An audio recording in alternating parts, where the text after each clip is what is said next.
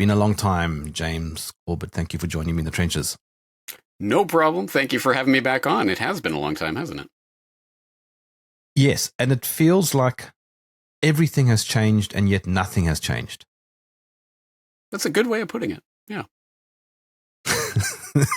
In what way do you mean that?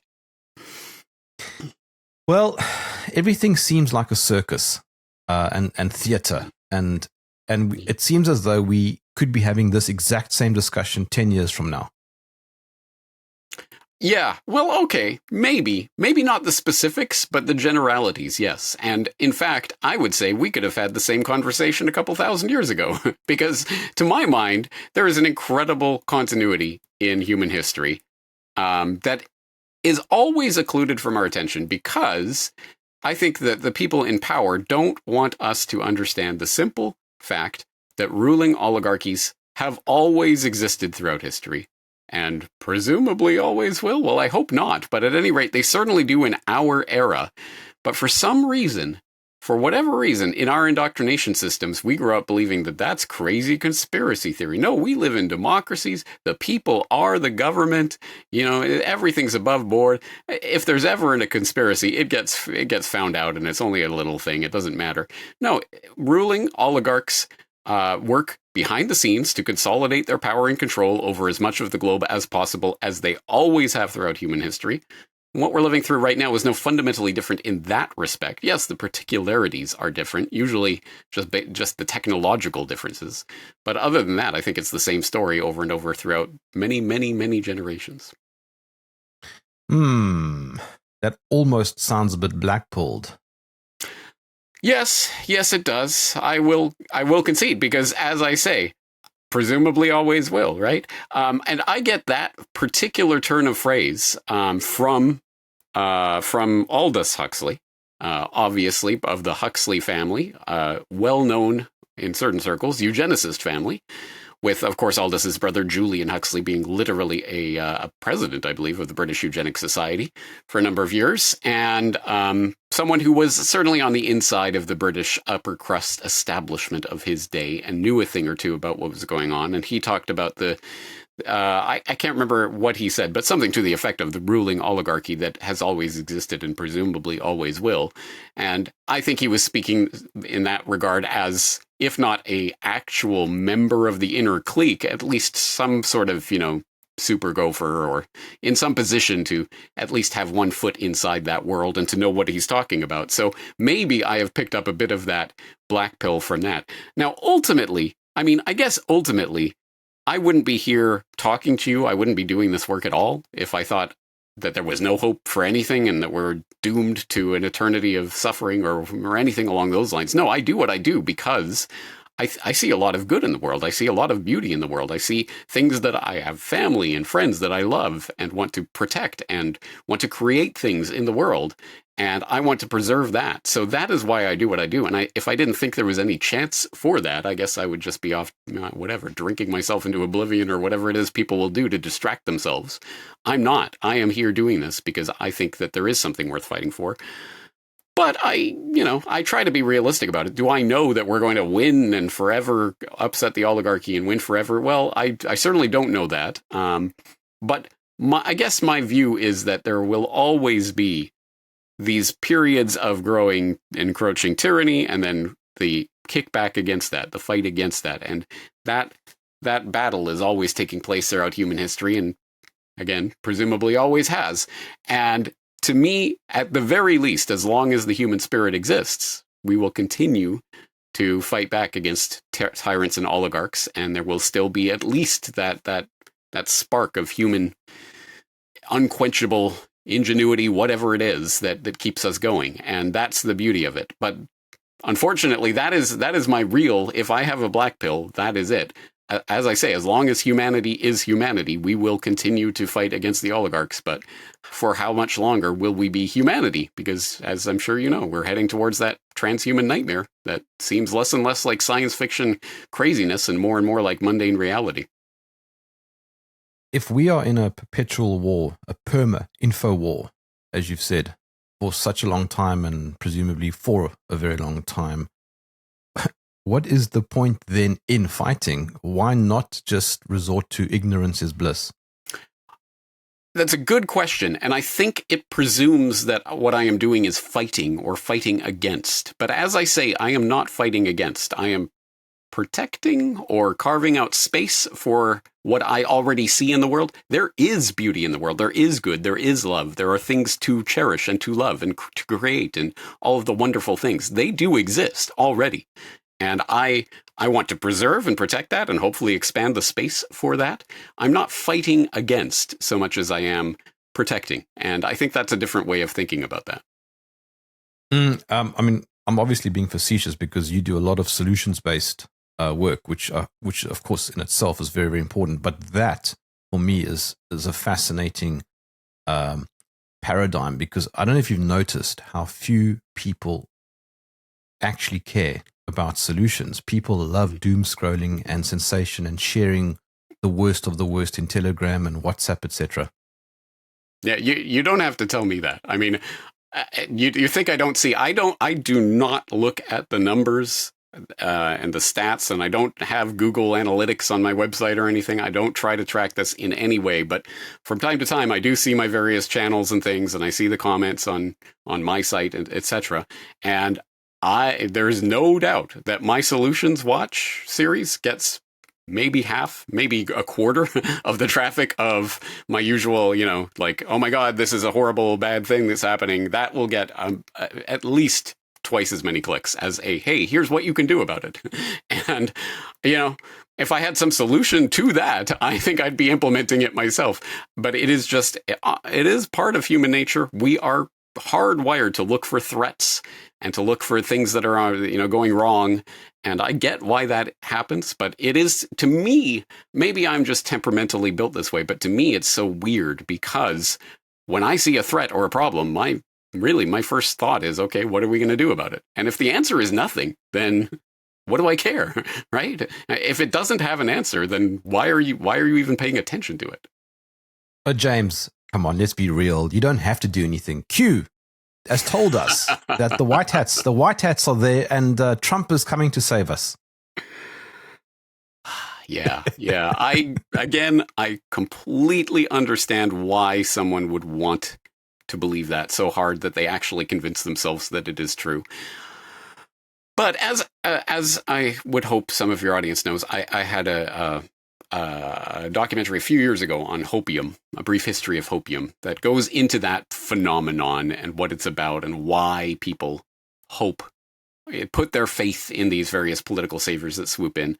And again, it's completely understandable because, yes, it seems overwhelming. And certainly if all you do is the doom scrolling and listening to the naysayers and the everything's going wrong, then you would think, yeah, it's completely doomed, and the only hope we could possibly have is some white hat on the inside of this oligarchy that's going to throw everything into chaos and make everything better again.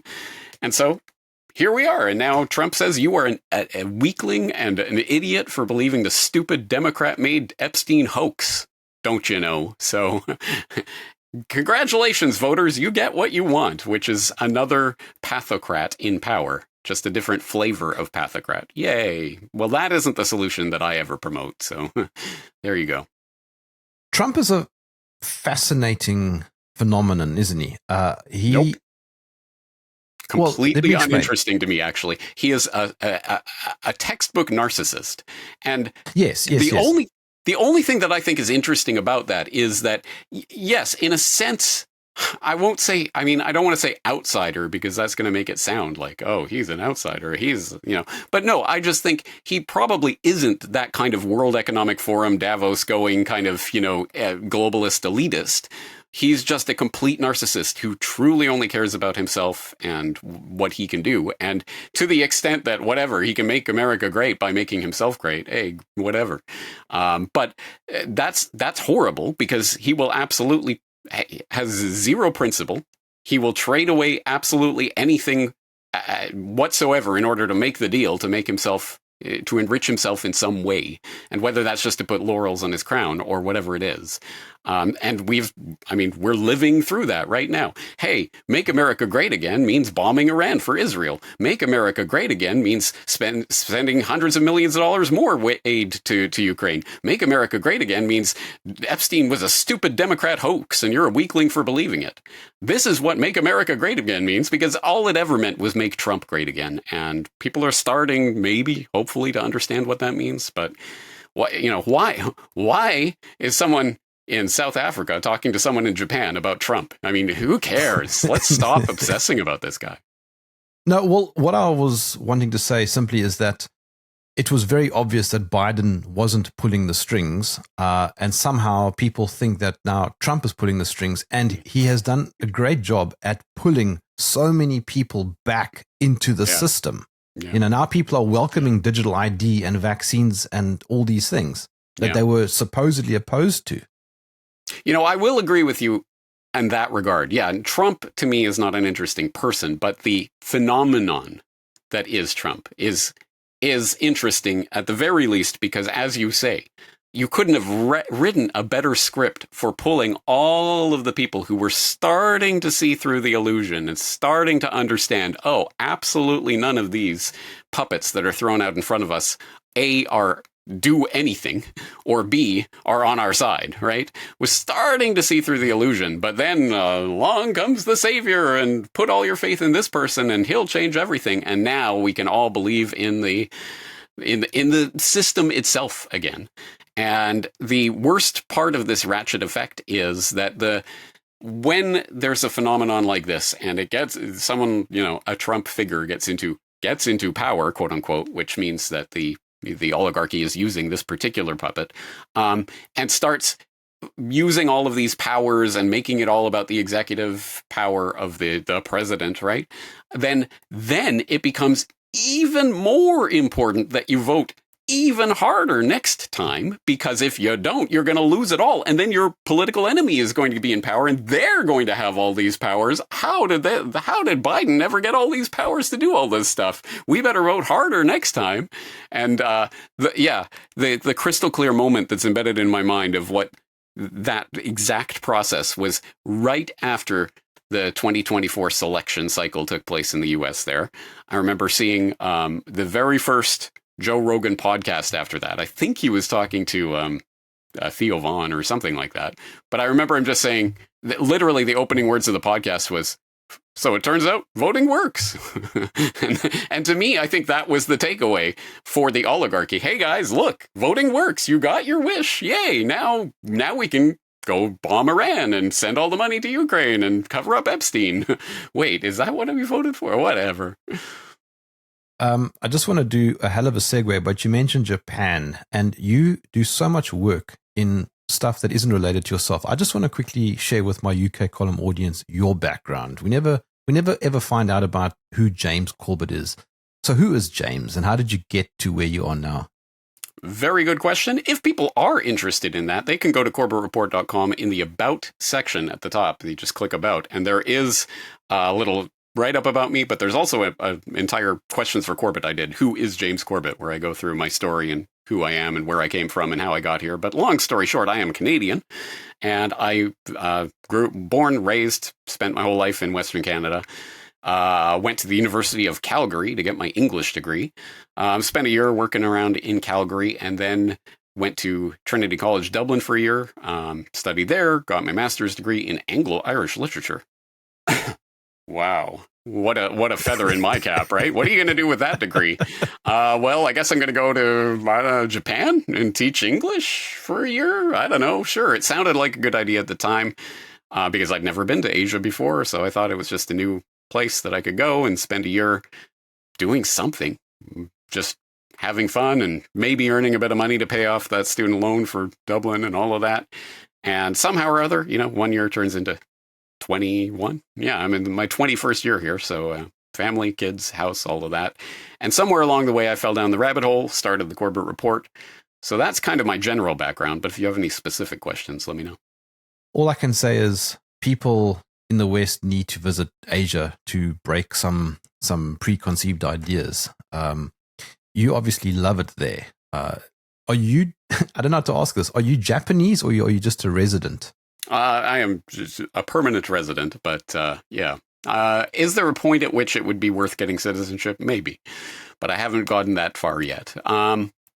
It's interesting. You say, I love it here. And I don't know. I don't know if let's put it this way. I do not feel Canadian anymore, but I don't know if I feel Japanese.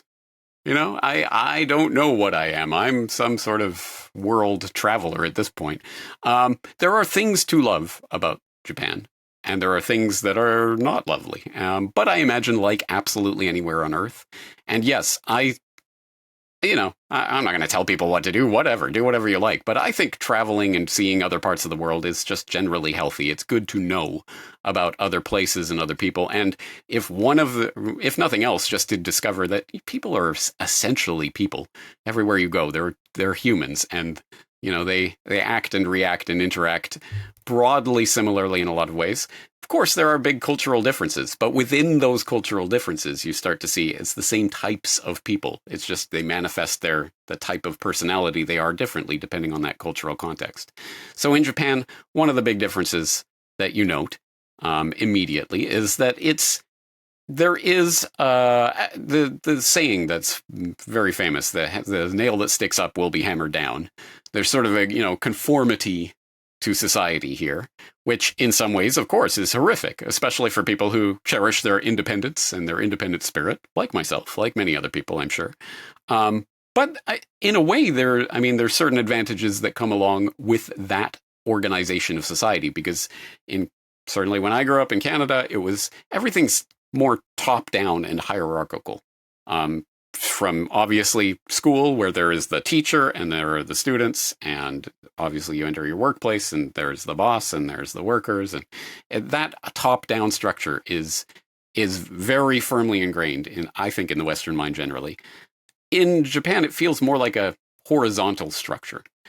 Even within the school system, which I can speak to because I did teach here in the school system for several years, I noticed, for example, there's a lot more student-directed work in the classrooms here, where the teacher will just leave or, be in a meeting or something, and the students sort of run themselves. Generally speaking, the class will be broken down into groups, and the groups kind of police each other. If there's somebody in the group who isn't pulling their weight, isn't doing the things, the other students kind of police them because, hey, you're going to drag down our group. And I think that horizontal mentality is much more ingrained at least in Japan, if not in East Asia generally. Which again, as I say, has its good sides and its bad sides.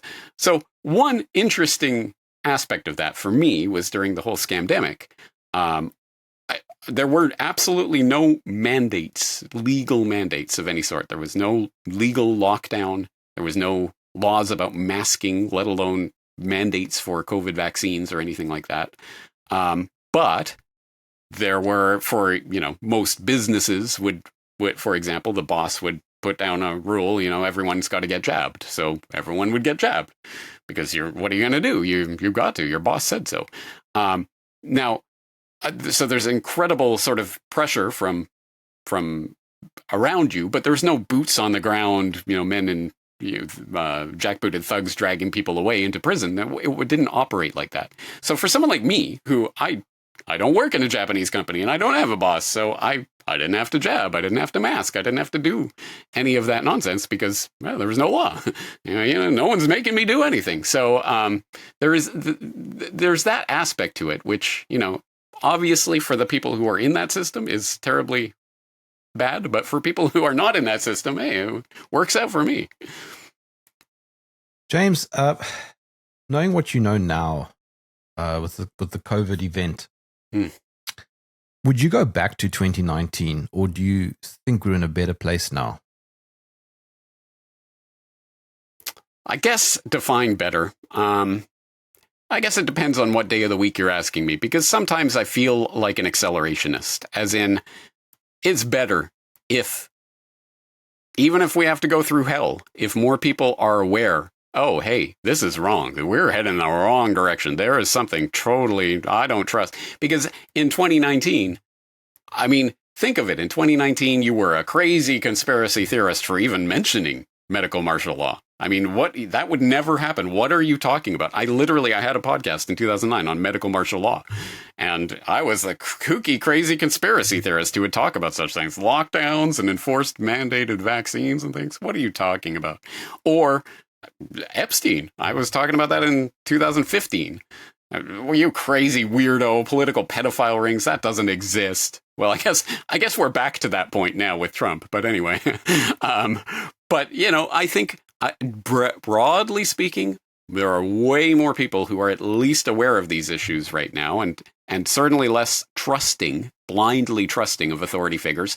I mean, again, 5-6 years ago, who would have thought there'd be so many people who would understand that the World Health Organization was something you should actually actively dislike, let alone be aware of the existence of? Who even knew about the WHO those many years ago? So, yes, no, are we in a better position or a worse position? At any rate, we're in a more knowledgeable position, and I will take that, even if it means that people have to go through a certain amount of hell to get there. At the very least, we are at least aware, hey, we are in an information war. We're fighting this, whether we know it or not, whether we like it or not. We're in this war. So wakey, and let's start getting at it.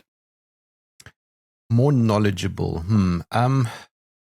Matthias Desmet said that around 30%, more or less a third, of people at any given time will generally be aware of the totalitarianism going on around us. And I've noticed that in my own circles, it seems to be consistent. Do you really think that we are more knowledgeable or more informed now? Or perhaps is it just being amplified by, I don't know, social media and the people we chat to? Well, I think 90% of stats are pulled out of people's asses. So I don't believe 30%. Really? Did he do a survey? In what way? No, I mean, that's just the kind of number that people throw around. And I understand why people would say that. Like, in my experience, the people I talk to, there's, maybe 1 out of 3 will kind of understand. I get that sort of general sense. But at the same time, I have to check my own assumptions sometimes. For example, I listen to Ryan Christian on The Last American Vagabond, does great work on the Daily Wrap-Up, day after day, 4 or 5 hour podcasts, just going through everything that's happening in the world. And he will always make this point over and over and over. I think it's a lot more people than you realize are actually aware of these things. A lot more people are waking up to this. And he keeps saying that over and over and over, to the point where even I start to think, well, really, is it that many? But I have to question my assumptions. Why do I think that? Yes, of course, in open, polite society to complete strangers, how many people are talking about, conspiracy-aware subjects? Probably not that many. But how many underneath understand that something is going on? Now, there is a difference between people who...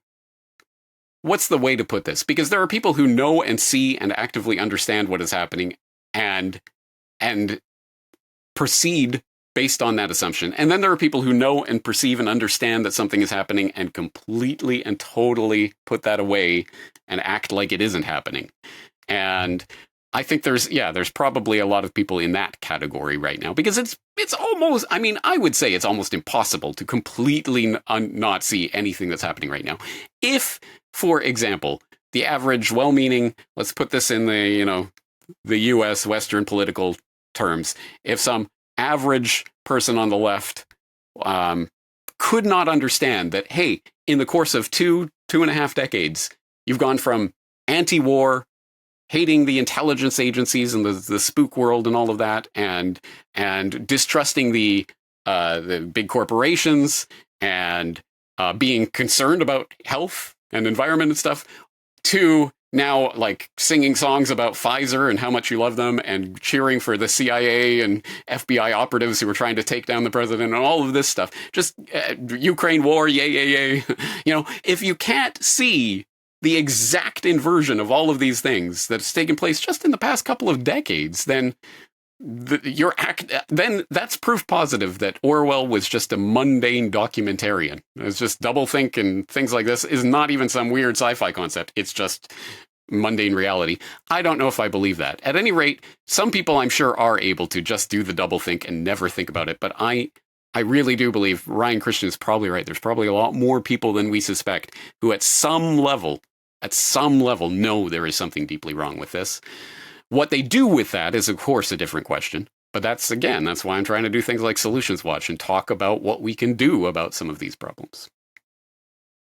Yes, the COVID event certainly was a big wake-up call for, I think, a huge number of people. Another very big event, obviously, was 9/11. However, I didn't wake up after that. I just genuinely thought it was a bunch of evil Muslims who flew planes into the towers because some old brown guy with a beard in a cave with a Nokia 3310 somehow orchestrated it. It took me many, many years to even start questioning that. I guess it's as Yuri Bezmenov said, you can get taken right to the gulag and you'll only wake up when there's a boot on your head.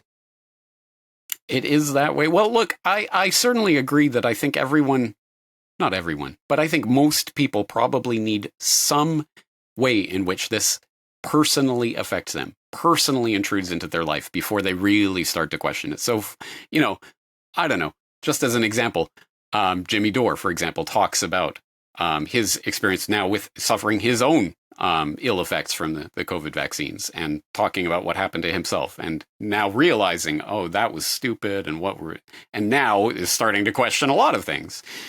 So it's that kind of personal experience. Wow, this personally affects me. And Scott Adams. Yep. There are many people we could talk to. So in my case, so generally when I'm talking about my waking up experience, I talk about in late 2006 when I moved into a new apartment here in Japan. For the first time in years, I had an internet connection in my home. And so I started exploring the platforms that were available then, like YouTube, this new thing that just came along, and Google Video and things like this. And I was watching documentaries and stuff, and I started to get the recommendations to this crazy 9/11 stuff and eventually fell down that rabbit hole. But what prepared me for that? Was there a personal experience that prepared me for that? And there are a couple of things that I could point to. One of which was in the early part of 2006. So before any of this experience had happened to me, before I got that internet connection and started falling down the internet rabbit hole, I was going back to Canada for it to be the best man in my friend's wedding. And so I was just going from Japan to Vancouver, on to Calgary. And in Vancouver, of course, I have to clear customs. I'm a Canadian citizen with a Canadian passport going into Canada. I don't think it's a big deal, right? So I'm just kind of waltzing in, doing the usual thing. What are you here for? Oh, to be the best man in my friend's wedding and to watch the Flames win the Stanley Cup. Apparently, it is not a good idea to joke with customs officials because, of course, the customs official did not seem to think that was particularly funny, and he made some sort of mark on my customs form, handed it back to me, and the next thing I know, there's some security guard coming up to me. Excuse me, sir, we need to bring you over here for some special screening. Oh, great. So I get my bag, and we go into the special screening room, and they, of course, starts taking everything out of my bag, my underwear, everything, of course, takes out the book that I was reading, Invisible Monsters by Chuck Palahniuk, and asks me, what do you think about this book? And immediately I start thinking, I don't know. What answer are they trying to get out of me that's going to prove I'm not a terrorist? Or well, how would a terrorist answer this question? So I said, I don't know. I thought it was kind of interesting at first, but I thought it got a bit weak in the second part. I don't know. How do you answer a question like that? Are they asking for my literary appraisal? And then they get my cell phone, and it's a brand new phone that I'd just gotten here. It was the pre-smartphone age. So it was a pretty trendy, cool phone from Japan at that time. And so they're looking through it, but it was a brand new phone. So I only had 3 pictures on it. They asked me to show them the pictures, by the way. And so I show them the 3 pictures I have on it. And they're asking me who is this? Who is this? It's my friend. I took a picture of my friend. What on earth is going on here? And then she pulls out my diary, my journal, and starts flipping through it and asking, can I take a photocopy of this? And I had absolutely no idea what was happening. I had no idea. Can you? Are you asking me? I would not like you to, but I don't know what my rights are here. I don't know what's going on. I don't know what's going to happen if I refuse. I just kind of shrug my shoulders. I don't know. Can you? And so she goes into another room and comes back a minute later. And I assume there's some photocopies of my journal somewhere in the bowels of the Canadian Customs Service. Anyway, eventually, I guess they decide I'm not some sort of, bearded Muslim terrorist or something and let me go. But what the hell was that? And definitely that was a moment where I started to ponder, hey, what is this war of terror nonsense? Like at first, obviously something's kind of crazy, something's weird about this, but that was maybe a preparatory stage to me finding out this information several months later that goes, oh, I see. This is not quite about finding those scary bearded Muslim guys. This is part of a bigger police state plan. So again, did I need that personal experience in order to better understand what was happening? Probably. So I'm not going to blame people if they don't understand it until it hits them in the face. Yeah, everybody's on a different journey. It's a good way of looking at it. So would you consider that to be perhaps your Damascus moment? I guess I could say that, but that would imply that from that moment my life had changed. But I think it took several months for me to process that, and it was a number of things. Another thing that I can point to is sitting in Japan watching Gandhi, the biopic from 1982 or whatever, Ben Kingsley, right? Remember? And there's the scene in South Africa where Gandhi is burning the papers, doing that protest where they're burning their identification papers, because why should the Indians have to carry around these identification papers? No, we're going to burn them. It's obviously illegal. They're doing it right in the front of the police, and the police start beating them to a pulp before they arrest them, right?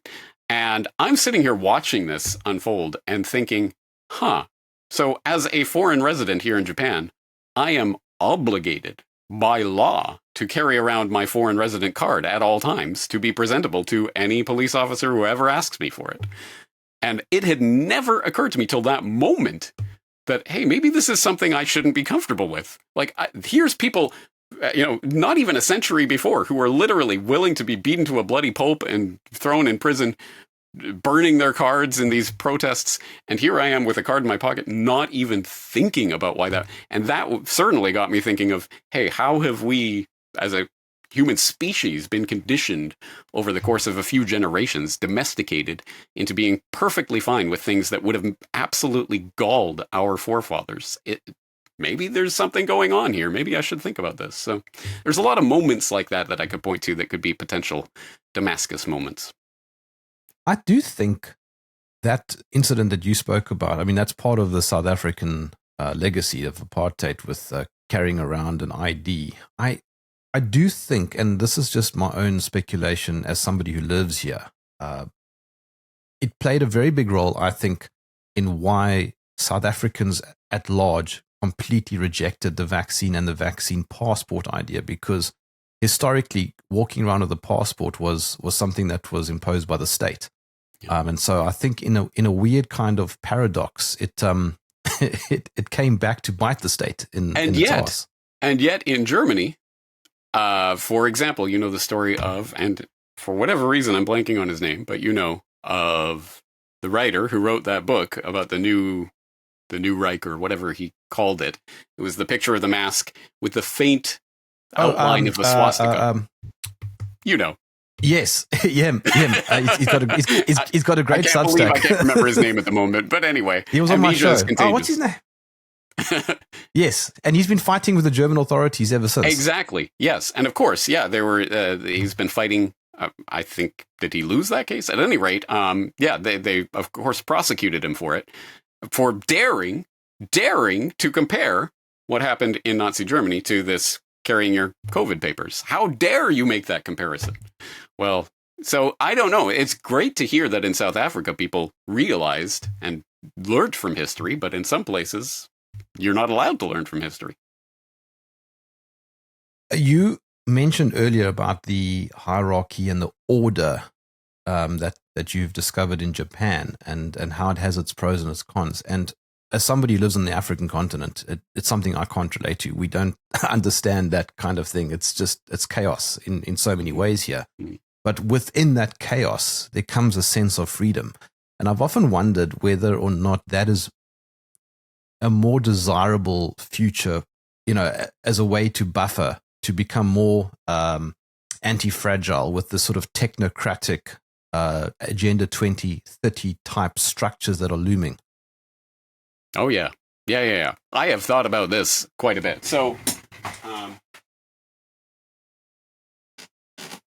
I have a new book called Reportage, Essays on the New World Order.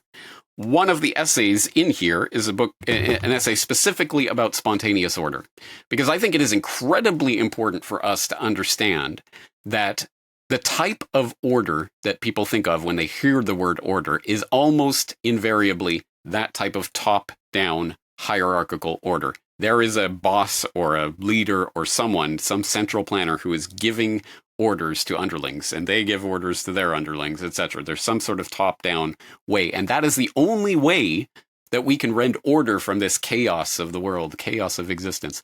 All of these people willy-nilly doing their own things. How terrible, terrible freedom. We must bring order to the freedom. But I think it's much to our detriment, and perhaps not coincidental, that we do not reflect on and do not think about the other type of order that exists, and so obviously exists when you start to think about it, which is spontaneous order. So there are people who see millions or billions of human beings going about doing their own daily things, and without someone telling them what to do, and think, oh my God, how can this possibly? And yet somehow all of these people somehow tend to form these structures and cooperate and work on various things, and sometimes fight, sure, and all of these things, but somehow humanity has developed through this. Thousands of years ago, there may not have been that hierarchical order that existed to rend order from the chaos. It was just people doing things, and now we've become used to this idea that there must be the single leader who tells us what to do. And we see this in every aspect of our lives, except for a few. And for example, no one is telling hopefully, no one is telling you who you must marry. No one is telling you what clothes you must wear today. No one is telling you how you must cut your hair. No one is telling you what foods you must buy today. Unless you live in some horribly oppressive, brutal, total tyranny state in some North Korea or something.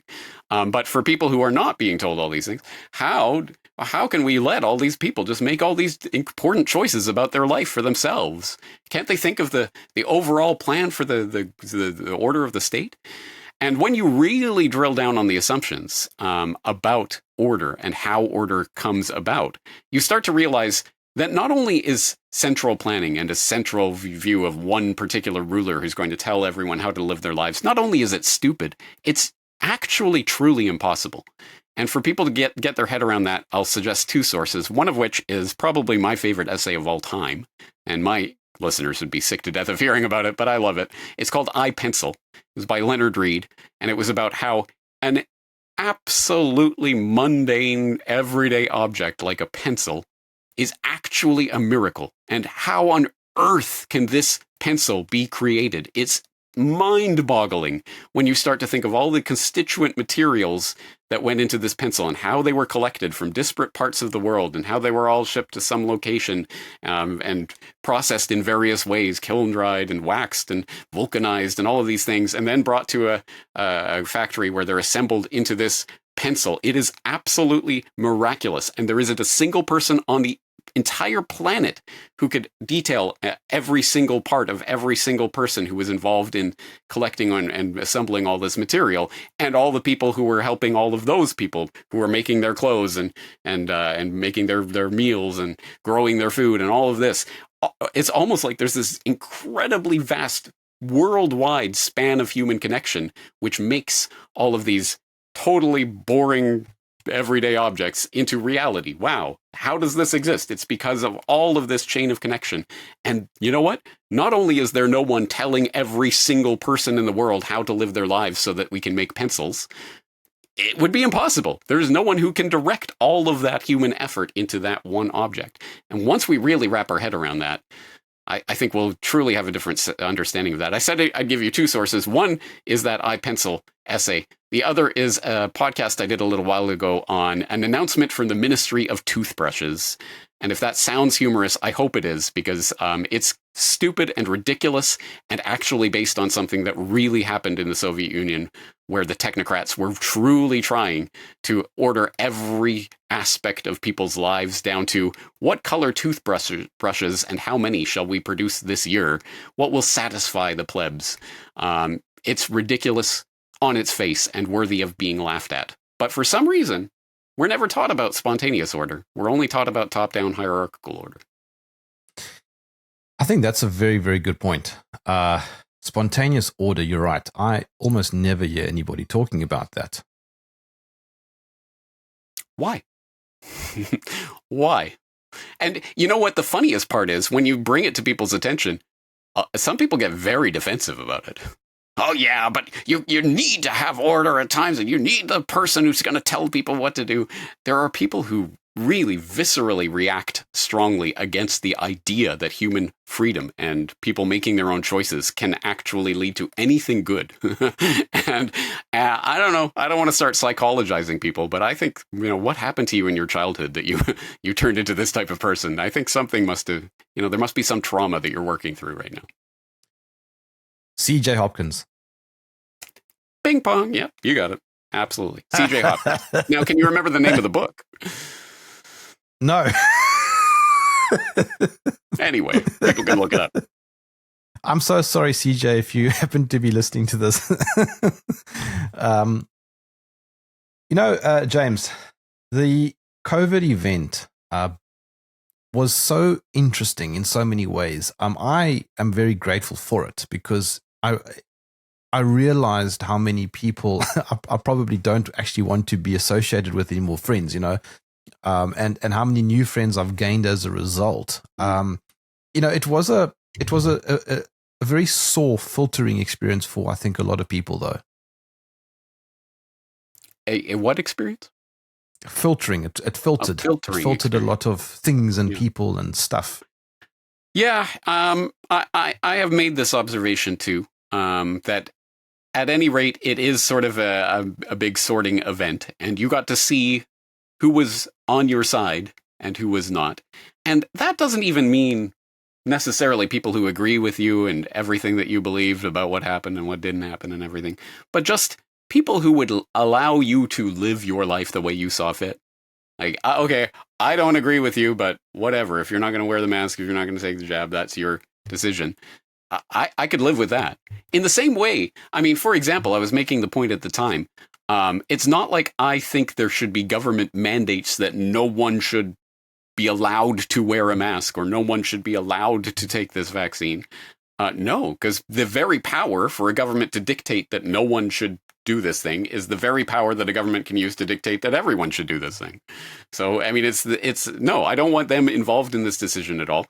I just, if you're going to wear the mask or whatever, take the jab. Okay, it's your decision. I don't think you should. Here's why I don't think you should, but I'm not going to tell you what to do with your life. So that was what really was interesting to me is, to see the businesses or the people who are going to stick up for you and allow you to make your decisions and the people who aren't. And at any rate, it certainly did show us who some of our friends really are. How much of all of this that's going on in the world do you think is by design and how much of it is by emergence? Excellent question. In a way, it almost gets metaphysical at some level. Is there some grand divine plan for all of this? Or are there certain things that just, as you say, emerge from human activity in a way that... So, for example, one way that I could approach this is that I think there is a certain technological progression to the development of events as we see them. And I say that advisedly because, for example, I've done a deep dive on the media matrix where I was looking at the development of the history of mass media and mass media technologies and how that has shaped human society. And it's not like I think the Gutenberg press or anything was well, actually, it literally was a conspiracy for people who don't know about it. And if people want to hear about that, they can hear about that in part 1 of my Media Matrix series. But I don't mean it in the sense like it was some sort of grand, Freemasonic plot or whatever. To a certain extent, it's just technological processes brought about this thing which utterly transformed our world and our place in the world and human society and what that means and the concept of the nation state and the Renaissance and the Reformation and all of these things that came out as a result of that, good and bad. And I think there are a number of things like that, a number of technological things that add up to. And so the question, as always, is what do we do with these technologies and how do we use them? But to a certain extent, the technologies use us. And there is a certain logic to certain technologies that point us in a certain direction. And I don't know how convinced I am, but I think there is something compelling in the argument that some people throw out that we're simply the organic substrate that is bootstrapping the silicon artificial intelligence of the future.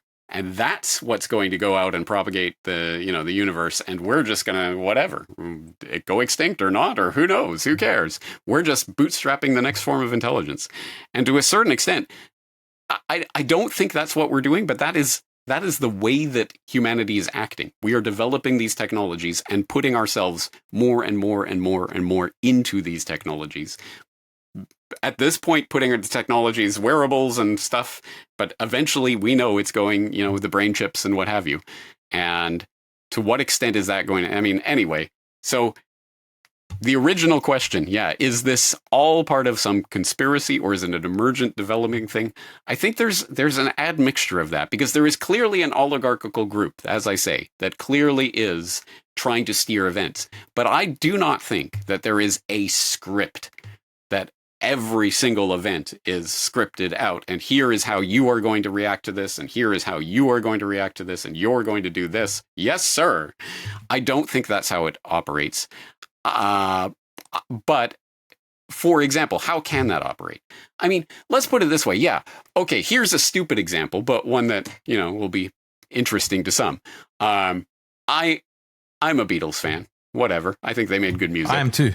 Or did they write their music? Maybe it was all Theodore Adorno who managed to write in 4 different styles and keep those styles separate. And you can identify certain things that Paul did in 1963 that he did again in 1970, that he did again in 1987. Oh, wait, no, Paul's dead. I forgot about that. Anyway, there's all sorts of conspiracies that swirl around the Beatles. But of course, the big one is, well, clearly they were a construct that was designed to tear down the fabric of Western society and all of that, blah, blah, blah. Okay, to a certain extent, I'm sympathetic to that idea. And the idea that just generally musicians and pop music and rock groups and whatever can be used as battering rams against Western civilization. Sure, I agree. But I don't think that means that these people are born and bred and raised to be these people in this plot.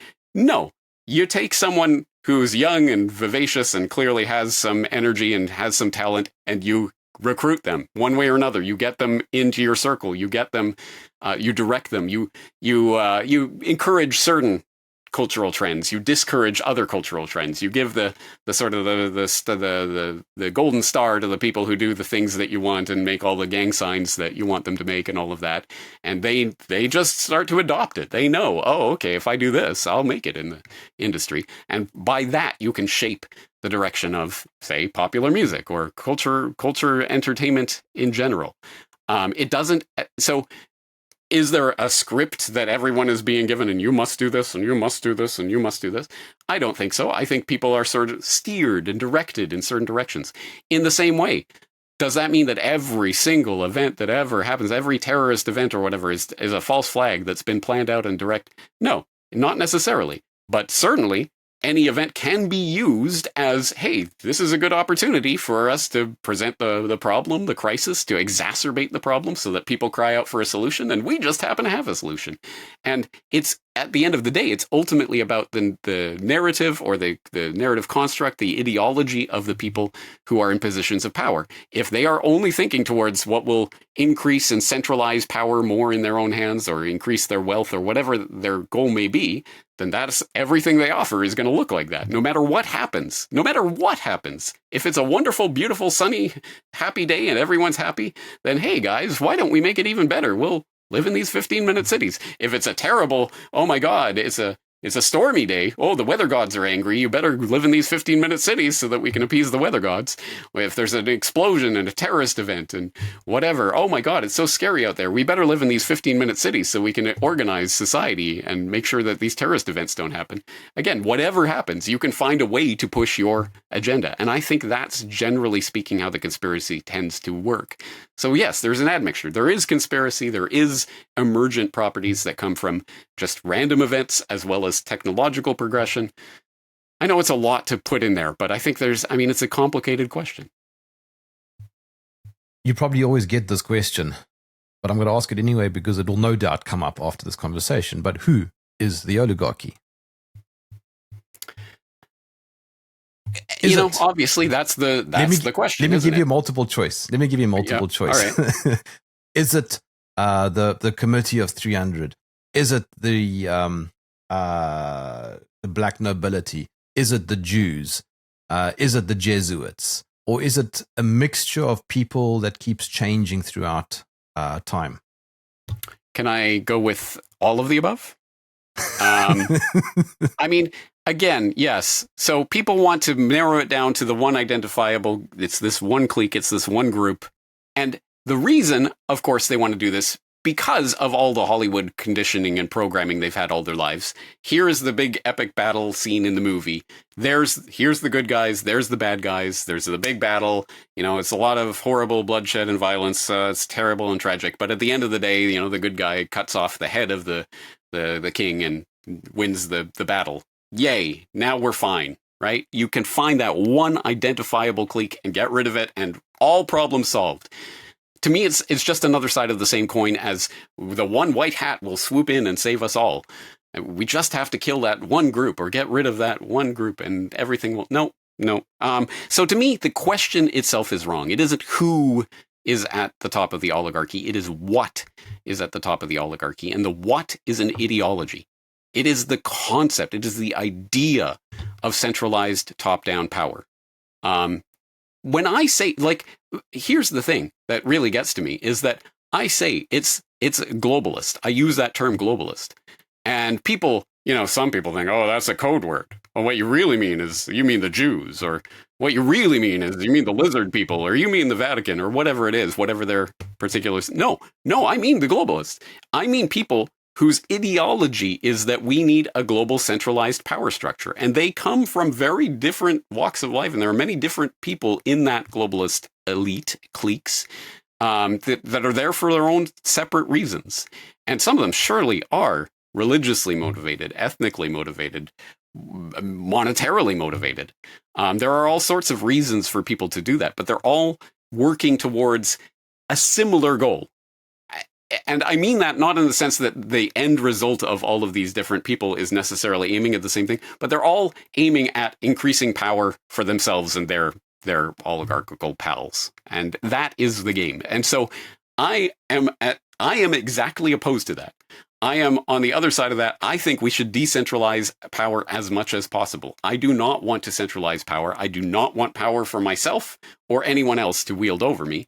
I think everyone should, to the extent possible, live lives of voluntary, free, adult human association. I'm a free, adult human being. I get to decide what to do with my life. Why would you interfere with that? What right do you have to interfere with that?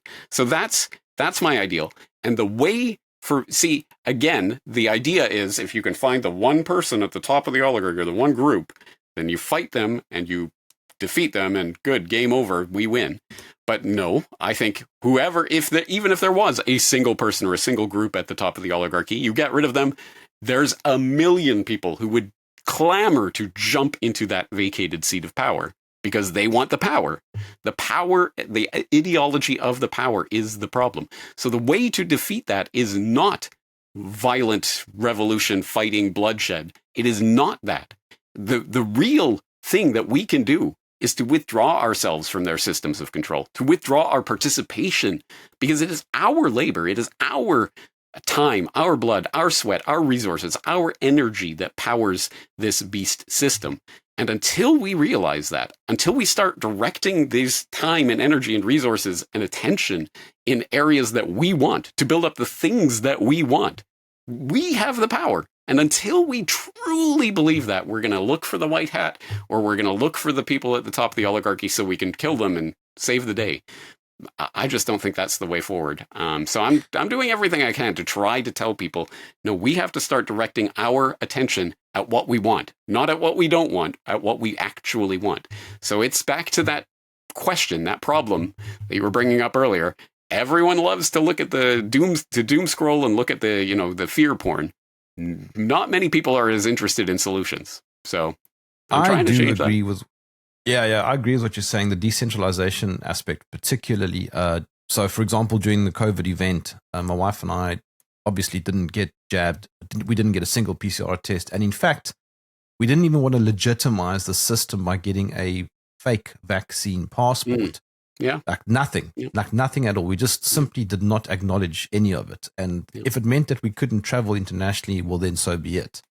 Thankfully, that didn't play out. But that's what I'm saying to you, is that I'm agreeing with the decentralization thing. It is a solution. It is based on what we can ourselves do. Yeah. And look, I get why people are not happy with that answer, because it isn't the complete answer to everything. You taking your power back into your own hands and deciding things for your life is great, but yeah, it's certainly not going to solve all problems. And just because you declare that I'm an independent, free human being doesn't mean that jackbooted thugs of the police state aren't going to come down and knock down your door and take you to a cage. Maybe they will. But the one thing that they can't do is imprison you in your mind, to take you and to make you into a slave or a subjected being. You do that yourself. Either you know and claim your individual sovereignty, or you give it up, or some admixture of the two. But it's your decision. And that's why the ending of 1984 is so soul-crushing. Because in the end, he learned to love Big Brother. It wasn't even that they took him and caged him and tortured him in room 101 and all that. No, it's that at the end, he was happy. He loved Big Brother. We're coming in for the final lap, more or less, James. And I, like you, like you, also also enjoy solutions and silver linings. Just as a way of bringing everything to a positive ending, give me some nuggets of advice, of wisdom, some solutions. Sure, let's do it. So I could go through some, if not even greatest hits, at least things that stick out in my mind as to solutions that I've talked about before. Some incredibly simple, absolutely mundane things that people wouldn't think twice about. But here's an idea.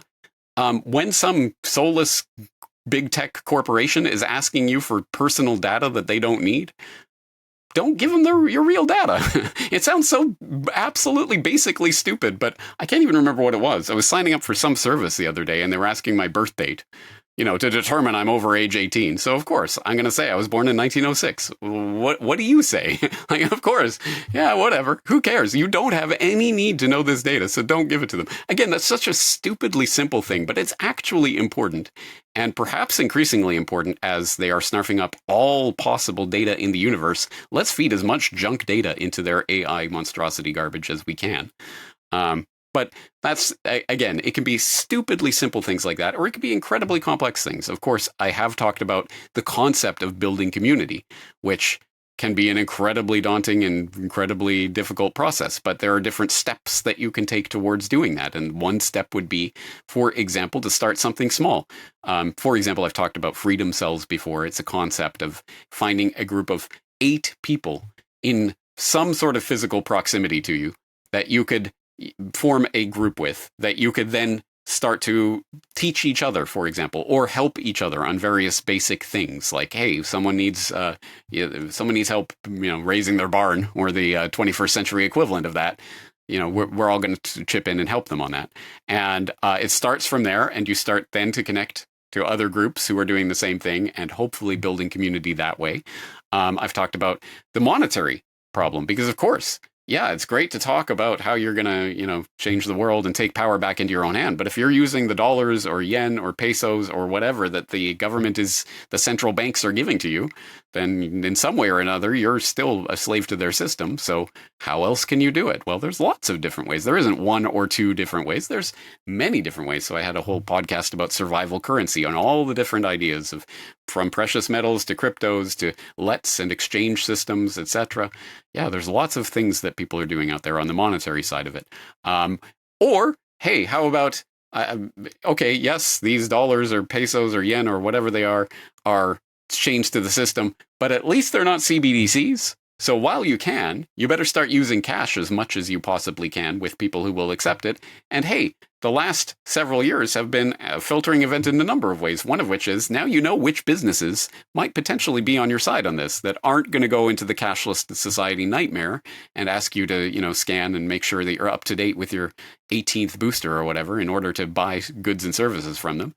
So now you can start thinking about that and okay, I'm gonna transact with this person, etc., etc. There's a million different things that people can be doing, but really it's about, as I say, it's about the mindset. Once you start looking for solutions, suddenly they're everywhere. It's funny how that works. Just quickly, James, what search engine do you use?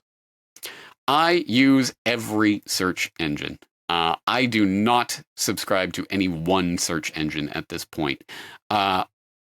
In the past, I've talked about Scroogle was this one Google scraper that worked at some point, 15 years ago or something. And I did a video about it. Hey guys, this is a way it doesn't give any of your data to Google. It goes through a proxy to get, okay, great. That worked for a while until it didn't. I've talked about Start Page, which for a time was this privacy heavy search engine. And I just talked to Catherine Albrecht about it, et cetera, et cetera. But then they turned into essentially Google Part 2. And I don't even know what they're doing anymore. At some point there, DuckDuckGo seemed like a viable alternative, but they've done various things that make me question that over the years. I use Brave browser sometimes, and the search in Brave browser is the Brave search, which is generally pretty useless. You know what? Sometimes I will take a certain phrase, put it in quotation marks, so it's looking for those exact words in that exact order, which I know exists in this article over here somewhere. I'll put it in the search term into, say, Brave. Can't find it. Put it in DuckDuckGo. Can't find it. Put it in Google. There it is. So whatever magic sauce that the NSA has still is, at times can be useful. So anyway, long story short, I don't put my faith in any of these individual search engines. I know there are things like SeerX and others that you can use to basically search every search engine and customize your search in a million ways. But yeah, there's nothing out there that I'm impressed with at this point. And then quickly, just adding to that, LLMs. Do you use any? As in, do I use them? Certainly not, no. So when ChatGPT 3 came out and everyone was talking about it, everyone and their dog, I decided I was going to do an article about it. And I thought, oh, wouldn't it be funny? I'll ask ChatGPT 3 to write an article in the style of James Corbett, right? And put it out there as if it's me and just see if any of my audience calls me out on it or if they all believe it. And I thought that would be a funny thing. Anyway, that was a funny thing to think about a few years ago, but back before everyone, was trying that kind of thing. So I went, so I'm like, okay, what's this ChatGPT thing? And so I went to go and use it and found out, oh, I have to sign up for some account and I have to give them my phone number. And I was just instantly, nope, not going anywhere near that with a 10-foot pole. Never. Nope. So I have never used ChatGPT. I've never used any LLM. I have used AI image creator called Firefly, which is part of the Adobe suite. And I do not endorse Adobe. I think Adobe is the devil, but I do use Adobe products. And there was a time when my graphics guy, my video editor, Brock West, there in Vietnam, he was not available. I needed this thumbnail with a specific image. So I'm like, let's see what happens. And I typed it in and there's more or less the image I was looking for. I get why people use it. It is certainly a handy tool, is it not? But nothing good will come from this. I really, really, genuinely, deeply in my bones think that we are, what did Elon say? Summoning the demon, I believe was his exact term. And I think he's probably, I don't think he's right about a lot, but I think he's right about that. it sounds a bit silly, but James, how can I follow your work? It is not silly, because you would be surprised how few people actually know the answer. There is one right answer to this. The right answer is corbettreport.com. CORBETT report.com. Yeah, I'm on Rumble. I'm on BitChute. I'm on Odyssey. I was on Rockfin. They kicked me off. I don't know. I have no idea what's going on over there. I was on YouTube for many years. They kicked me off because of the scamdemic, of course. And suddenly, a couple months ago, I'm back. Why? I don't know. I filed an appeal because I was talking to Ricky Varandas on the Ripple effect. He said, I just filed an appeal for my YouTube channel and they just gave it back. And I thought, oh, that wouldn't happen. So I file the appeal. I get this email back a couple hours later. We're very sorry to have caused you inconvenience. You did not break the community guidelines. Here's your channel. What the hell does that mean? I don't know. But at any rate, I have been using YouTube for many years to reach into the matrix, to pull people out of the matrix.